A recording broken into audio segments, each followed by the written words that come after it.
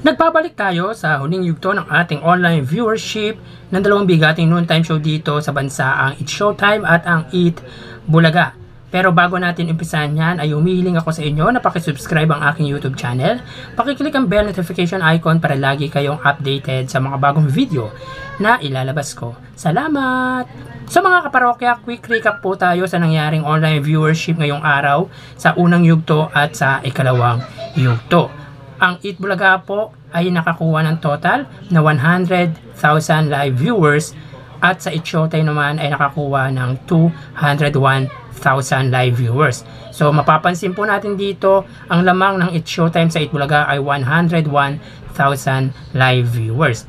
Pagdating naman po sa ikalawang yugto, ang Eat Bulaga po ay may 124,000 live viewers. Ang It's Showtime naman po ay nakakuha ng 257,000 live viewers. At kung susumahin po, ang lamang po ng It's Showtime sa Eat Bulaga ay 133,000 live viewers. Nadagdagan po ang Eat Bulaga sa ikalawang yugto ng 24,000 live viewers, samantalang ang It's Showtime naman po ay nadagdagan po ng 56,000 live viewers. Parehas pong nadagdagan ang dalawang noontime show, nga lang ay mas angat pa rin po ang It's Showtime pagdating sa online viewership. So tara, ating alamin ang huling yugto ng ating online viewership ng dalawang noontime show.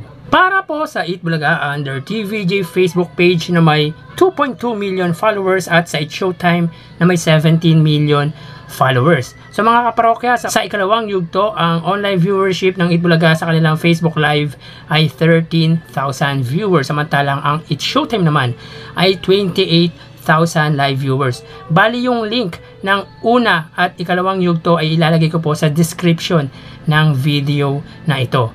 So tara, as of 2:09 PM, ang Eat Bulaga po na may kasalukuyang segment na Sugod Bahay Mga Kapatid ay may 7,500 live viewers. Samantalang ang It's Showtime na may kasalukuyang segment na Tawag ng Tanghalan Kids ay may 10,400 live viewers. So kahapon po, dikit na dikit po ang labanan ng live viewership ng Eat Bulaga at It's Showtime sa huling yugto. Sila ay may parehas na 8,000 viewers at ang inilamang lang po ng Eat Bulaga dito ay hundreds. 8,600 sa Eat Bulaga, 8,300 naman sa Eat Showtime.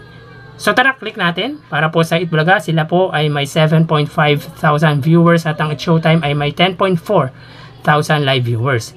So ulitin po natin, as of 2:12 PM, ang Eat Bulaga po, sila ay may 7,500 live viewers. So ibig sabihin, sila po ay nabawasan ng 6,000 mula sa ikalawang yugto papunta sa huling yugto. Ang It's Showtime naman po ay may 10,000 live viewers. Sila naman po ay nabawasan ng 18,000 live viewers. So makikita po natin dito, ang lamang po ng It's Showtime sa Eat Bulaga ay 2,900 live viewers. So in-convert po natin yan into 3,000 viewers. So mapunta naman po tayo sa YouTube channel ng dalawang TV network para po sa Eat Bulaga under TV5 Philippines na may kasalukuyang 1.73 million subscribers. Ang It's Showtime naman po under ABS-CBN Entertainment YouTube channel na may 47.4 million subscribers. So sa ikalawang yugto, ang Eat Bulaga po under TV5 ay may 49,000 live viewers. Ang It's Showtime naman po sa ikalawang yugto, sila ay may 119,000 live viewers. So as of 2:12 PM, ang Eat Bulaga po, sila po ay may 36,000 live viewers under TV5 Philippines. Ang It's Showtime naman po, sila ay may 84,000 live viewers. So ulitin po natin, as of 2:12, ang TV5, sila ay may 36,000 live viewers. So dito naman po, nabawasan ang Eat Bulaga ng 13,000 mula sa ikalawang yugto papunta sa huling yugto. Ang It's Showtime naman po, sila ay may 83,000 live viewers. So dito naman po sa It's Showtime, sila po ay nabawasan ng 36,000 live viewers. So bali, may kita po natin dito na lamang naman po ang Eat Showtime against Eat Bulaga under ABS-CBN at TV5 Philippines. So ang lamang po ng ABS-CBN sa TV5 ay 47,000 live viewers. So mapunta naman po tayo sa main YouTube channel ng Dalawang Bigati Noontime Show para po sa Eat Bulaga under Eat Bulaga TVJ YouTube channel na may 949,000 subscribers. Sa Eat Showtime naman under ABS-CBN Eat Showtime na may 2.13 million subscribers. So sa ikalawang yugto, ang Eat Bulaga po sila ay may total na 62,000. Ang Eat Showtime naman po ay may live viewership na 110,000 live viewers. So i-click po natin mga kaparokya. Para po sa Eat Bulaga sila ay may 48,000 viewers. Ang Eat Showtime naman po ay may 69,000 live viewers. So ulitin po natin as of 2:14 PM.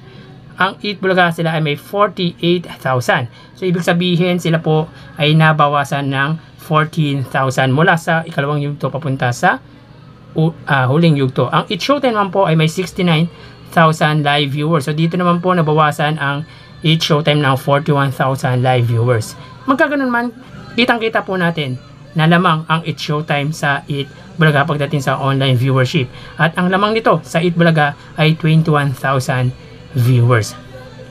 So bali, ang total na nakuha ng Eat Bulaga ay 91,000 live viewers. Ang Eat Showtime naman ay nakakuha ng total na 162,000 live viewers.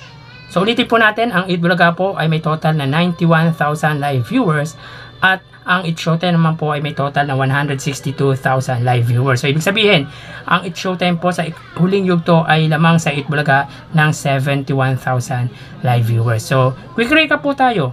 Sa unang yugto, ang lamang po ng Eat Showtime sa Eat Bulaga ay 101,000 live viewers. Sa ikalawang yugto naman po ay 133,000 viewers at sa huling yugto po ay 71,000 live viewers. So ibig sabihin po ay bumaba po ang viewership ng Eat Showtime sa huling yugto. Magkaganon man po ay dinomina po ng Eat Showtime ang viewership nila against Eat Bulaga. So yan po ang lumalabas sa kanilang online viewership as of 2:16 PM at bukas ay matutunghayan nyo naman ang panibagong yugto ng ating online viewership ng Dalawang Bigating Noontime Show dito sa bansa. Magpapaalam na po ako. Thank you and God bless.